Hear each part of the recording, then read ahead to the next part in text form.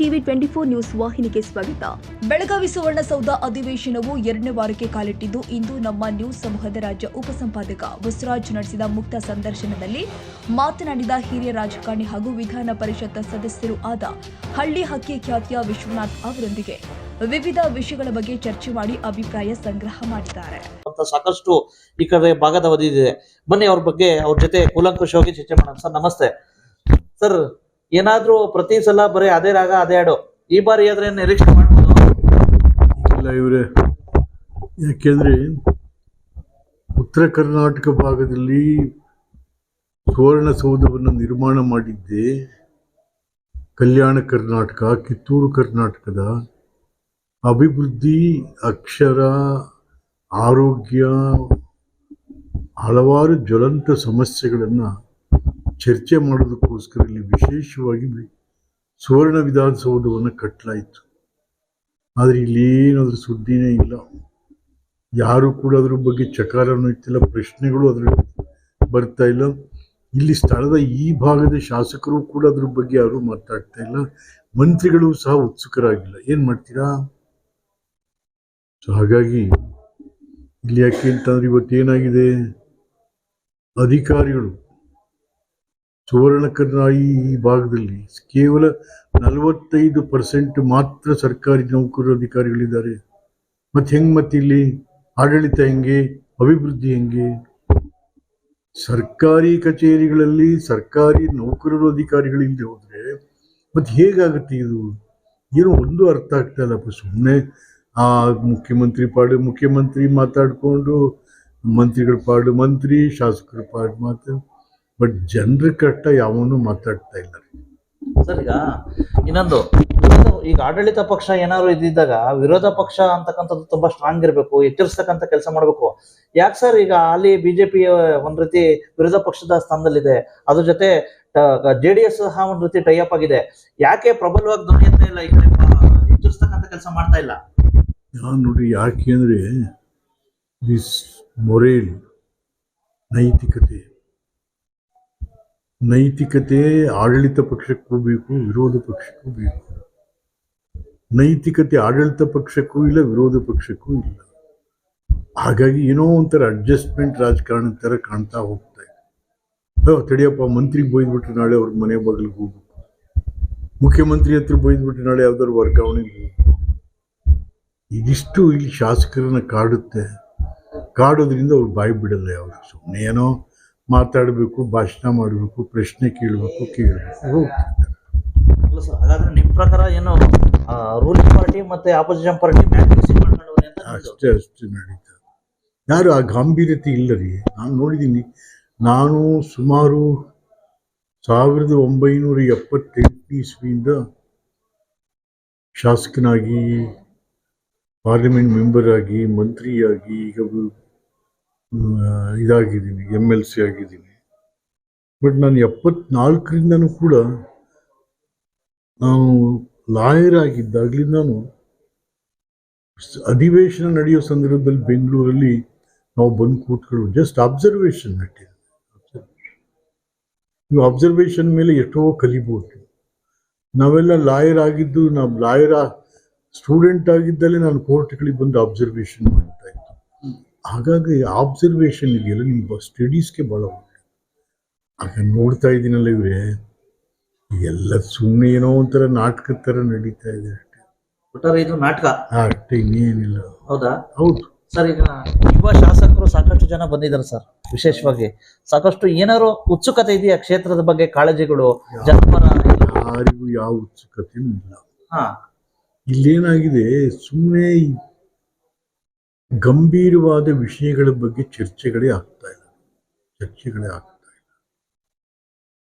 ಸುಮ್ಮನೆ ಈ ಕಡೆ ಒಬ್ಬ ಕಳ್ಳ ಅಂತಾನೆ, ಆ ಕಡೆ ನಿಮ್ಮ ಅಪ್ಪ ಕಳ್ಳ ಅಂತಾನೆ, ಇಷ್ಟೇ ನಡೀತಾ ಇರೋದು. ಏನ್ ಮಾಡ್ತೀರಾ? ನೀರಾವರಿ ಸಮಸ್ಯೆಗಳಿದಾವೆ. ಇವತ್ತಿನ ದಿವಸ ನೀರಾವರಿ ಎಷ್ಟು 52 ಜನ ಚೀಫ್ ಇಂಜಿನಿಯರ್ಸ್ ಇದ್ದಾರೆ. ಎಸ್ಟಾಬ್ಲಿಷ್ಮೆಂಟ್ ಸಿಕ್ಕಾಪಟ್ಟೆ ಜಾಸ್ತಿ ಆಗ್ತಾ ಇದೆ. ಯಾವುದಕ್ಕೂ ಕಡಿವಾಣ ಇಲ್ಲ. ಸರ್ಕಾರದ ದುಡ್ಡೆಲ್ಲವನ್ನು ಕೂಡ ಸಂಬಳ, ಸಾರಿಗೆ, ಪೆನ್ಷನ್ನು, ನಾವು ತಂದಂಥ ಸಾಲದ ಬಡ್ಡಿ ಇದೇ ಹೋಗ್ತಾ ಇದೆ. ಸುಮಾರು ಇದೆಲ್ಲಕ್ಕೂ ಒಂದು 1,80,000 ಕೋಟಿ ಹೋಗ್ತಾ ಇದೆ. ಈ ಸುಮ್ಮನೆ ಹೇಳ್ತಾರೆ ನಮ್ಮದು 3,77,000 ಕೋಟಿ ಬಡ್ಜೆಟ್. ಎಲ್ಲಾಗ್ತಾ ಇದೆ ಕಲೆಕ್ಷನ್ನು? ಎಲ್ಲಾಗ್ತಾ ಇದೆ? ಹೋಲಿ ಹಣಕಾಸು ಬಗ್ಗೆ ಹಣಕಾಸು ಮಂತ್ರಿ ಮುಖ್ಯಮಂತ್ರಿಗಾರಾದ್ರೂ ಗಾಂಭೀರ್ಯತೆ ಇದೆಯಾ? ಇಲ್ಲ. ಇದೇನಾಗಿ ಯಾಕೆ ಗಾಂಭೀರ್ಯತೆ ಇಲ್ಲ? ಯಾರು ಪ್ರಶ್ನೆ ಕೇಳಲ್ಲ ಅವ್ರನ್ನ. ಯಾರು ಕೂಡ ಆಯವ್ಯಯನ ಓದ್ಕೊಂಡು ಬರಲ್ಲ. ವಿರೋಧ ಪಕ್ಷದವ್ರು ಏನ್ ಮಾಡ್ತಾರೆ ಸರ್? ಅದೇ ನಾನು ಹೇಳುದು. ವಿರೋಧ ಪಕ್ಷದವರು ಕೂಡ ಆಯವ್ಯಯದ ಬಗ್ಗೆ ಸರಿಯಾದ ರೀತಿ ಓದ್ಕೊಂಡು ಅಧ್ಯಯನ ಮಾಡಿಕೊಂಡು ಯಾವ್ಯಾವ ರೀತಿಯಲ್ಲಿ ಸರ್ಕಾರವನ್ನು ನಾವು ಮಾತಾಡ್ತಾ ಇಲ್ಲ. ಈಗ ನೀವು ಗೊತ್ತಿಲ್ಲ. ಈಗ ಆಗ್ಬಿಟ್ರೆ ಜನಗಳ ಪರಿಸ್ಥಿತಿ ಗೋವಿಂದ. ಏನು ಆಗ್ತಾ ಇಲ್ಲ ರೀ. ಬಹಳ ಗಾಂಭೀರ್ಯತೆ ಇಲ್ಲ. ಈಗ ನೋಡಿ, GST ನಮ್ಗೆ GST ಪಾಲ್ ಕೊಡ್ತಾ ಇಲ್ಲ, ಹಾಗೆ ಹೀಗೆ ಅಂತ CM ಹೇಳ್ತಾರಲ್ಲ. ನೀ ಯಾವತ್ತಾರು GST ಮೀಟಿಂಗ್ ಹೋಗಿದ್ದೀನಪ್ಪ? GST ಮೊದಲು ಕೂಡ ಹೋಗಿಲ್ಲ. ಮೊದಲು CM ಆದಲ್ಲೋ. ಈಗ ಯಾರು ಹೋಗ್ತಾವ್ರೆ? ಕೃಷ್ಣ ಬೈರೇಗೌಡರು ಹೋಗ್ತಾವ್ರೆ. ಹಾಗೆ ಯಾರೋ ಹೋಗ್ತಾ ಇದ್ರು ಅಷ್ಟೇ. Chief minister himself attend the national GST meeting where the prime minister used to preside. ಅಲ್ಲಿ ಹೋಗಿ ನನ್ನ ರಾಜ್ಯಕ್ಕೆ ಏನ್ ತೊಂದರೆ ಕೊಡ್ತಾ ಇದ್ದೀನಿ ನೀನು ಅಲ್ಲಿ ಹೇಳ್ಬೇಕು. ಅದನ್ನ ಬಿಟ್ಬಿಟ್ಟು ಇಲ್ಲೇ ಬರೀ ಪತ್ರಿಕೆಯವ್ರ ಜೊತೆ ಮಾತಾಡ್ಕೊಂಡು ಹೋಗ್ಬಿಟ್ಟು ಗಾಂಭೀರ್ಯತೆ ಇದೆಯಾ ನಿನ್ಗೇನಾದ್ರು? ಹಾಗಾದ್ರೆ ನೀನು ಹೇಳ್ತಾ ಇರೋ ಸುಳ್ಳು. ಎಲ್ಲ ಬರ್ತಾ ಇದೆ, ನೀನು ಹೋಗ್ಬೇಕಲ್ಲ. ಯಾಕೆ GST ಮೀಟಿಂಗ್ ಹೋಗ್ತಾ ಇಲ್ಲ? National GST meeting it's A forum. ಆ ಫೋರಮ್ ಅಲ್ಲಿ ಕುತ್ಕೊಂಡು ಲಾಬಿ ಮಾಡಬೇಕು. ಅಲ್ಲ, ಈಗ ಅವ್ರು ಹೇಳ್ತವ್ರೆ ಕೇಂದ್ರ ಸರ್ಕಾರದಿಂದ ಸರಿಯಾಗಿ ಸ್ಪಂದನೆ ಸಿಗ್ತಾ ಇಲ್ಲ, ರಾಜ್ಯಕ್ಕೆ ಮಲ್ತಾಯಿ ಧೋರಣೆ ಮಾಡ್ತಾವ್ರೆ, ತಾರತಮ್ಯ ಮಾಡ್ತಾವ್ರೆ. ಎಲ್ಲಿ ಪ್ರಶ್ನೆ ಮಾಡೋದು ನೀವು? ಮೀಟಿಂಗ್ಗಳಲ್ಲಿ ಮಾಡ್ಬೇಕು ತಾನೆ. ಇಲ್ಲಿ ಪತ್ರಿಕೆಯವ್ರ ಹತ್ರ ರೋಪ್ ಹಾಕಿದ್ರು ಕೂತ್ಕೊಂಡು ನೀನು ಬೆಂಗಳೂರಲ್ಲೇ. Why you are not attending the national GST meeting mister Siddaramaiah? You are the finance minister also. You are engaging somebody to attend GST meeting of Karnataka.